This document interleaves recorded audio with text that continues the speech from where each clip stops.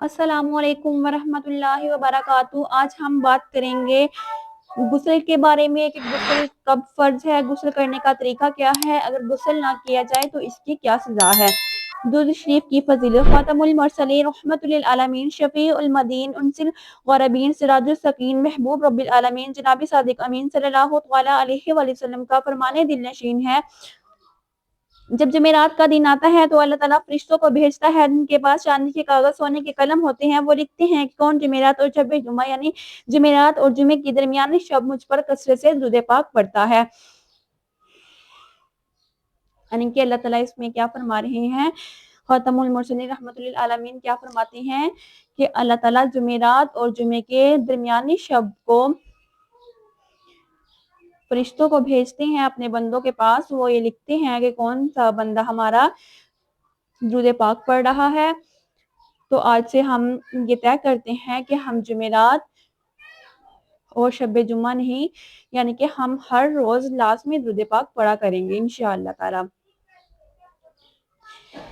फर्ज गुस्ल में इहतियात की तरह रसूलुल्लाह सल्लल्लाहु तआला अलैहि वसल्लम फरमाते हैं, जो शख्स गुस्ल जनाबत में एक बाल की जगह बेधोए छोड़ देगा, इसके साथ आग से ऐसा ऐसा किया जाएगा, यानी कि इसे अजाब दिया जाएगा।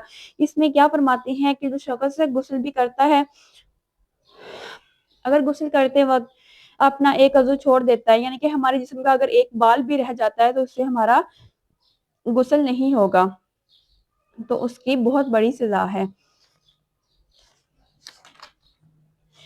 हर सैयदना उबान बिन अब्दुल्लाह रहमतुल्लाह अलैहि फरमाते हैं, एक पड़ोसी मर गया तो हम कफन दफन में शरीक हुए। जब कब्र खोदी गई तो इसमें बिल्ले की मसल एक जानवर था। हमने इसको मारा मगर वो ना हटा। चुनांचे दूसरी कब्र खोदी गई तो उसमें वही बिल्ला मौजूद था। इसके साथ वही किया गया जो पहले के साथ किया गया था, लेकिन वो अपनी जगह से ना हटा। इसके बाद तीसरी कब्र खोदी गई तो इसमें भी इसके साथ यही मामला हुआ। आखिरकार लोगों ने मशवरा दिया कि हम अब इसको कब्र में दफन कर दो। जब इसको दफन किया गया तो कब्र में से एक खौफनाक आवाज सुनी गई। तो हम इस शख्स को बेवा के पास गए और उससे मरने वाले के बारे में दराफ्त की कि इसके साथ क्या अमल हुआ है जिसके साथ ऐसा हो रहा है।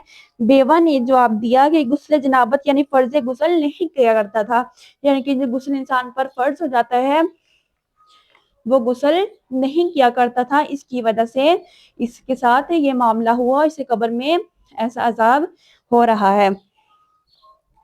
गुस्ल जनाबत में तखीर कब हराम है?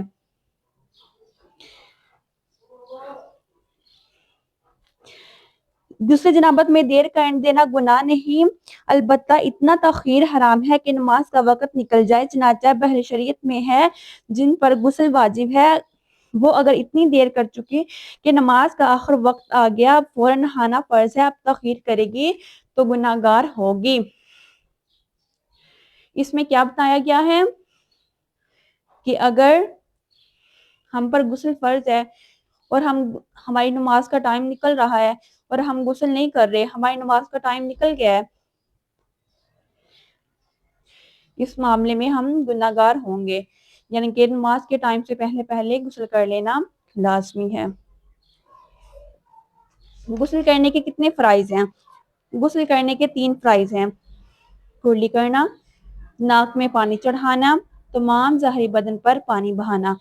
अगर हम ये फराइज भी पूरे नहीं करेंगे तो हमारा गुस्ल नहीं होगा। चनाचा हमें अपने फराइज पूरे करने हैं।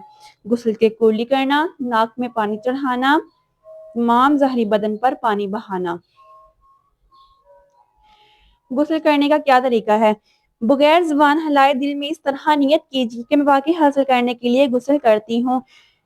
यानी कि वजू करने के लिए क्या किया जाता है? वजू करने के लिए अगर चाहे हमारे दिल में नियत है तो हमने जुबान से कहना लाजमी है कि मैं अल्लाह ताला की रजा खुशनुदी हासिल करने के लिए वजू कर रही हूँ। लेकिन गुस्ल करने के लिए दिल में हमारी नियत का होना लाजमी है। जुबान नहीं हिलानी, दिल में हमारी नियत पक्की हो कि हमारी नियत है और हमने गुस्ल करना है। सबसे पहला इसका क्या है? गुस्ल करने के लिए हमारी नियत का होना लाजमी है दिल में। इसके बाद हम अपने दोनों हाथों को पौनियों तक धोएंगे 3 बार। फिर इस्तंजे की जगह धोएंगे, خواہ نجاست ہو یا نہ ہو، پھر جسم پر اگر کہیں نجاست ہو کو اس کو دور کیجئے. یعنی کہ پہلے ہم نے کیا کرنا ہے، اپنے دل میں نیت کرنی ہے کہ میں غسل کر رہی ہوں. اس کے بعد ہم نے اپنے ہاتھ پونیوں تک دھونے ہیں 3 بار. پونیوں تک ہاتھ دھوئیں گے. اس کے بعد ہم استنجے والی جگہ دھوئیں گے. اگر چاہے اس پہ نجاست یا کچھ لگا ہوا ہے یا نہیں لگا ہوا، لیکن پھر بھی ہم نے اپنے استنجے والی جگہ لازمی دھونی ہے. اس کے بعد پورے جسم کو دھونا ہے. ہم نے پورے جسم کو دھونے سے پہلے ہم کیا کریں گے، وضو کریں گے.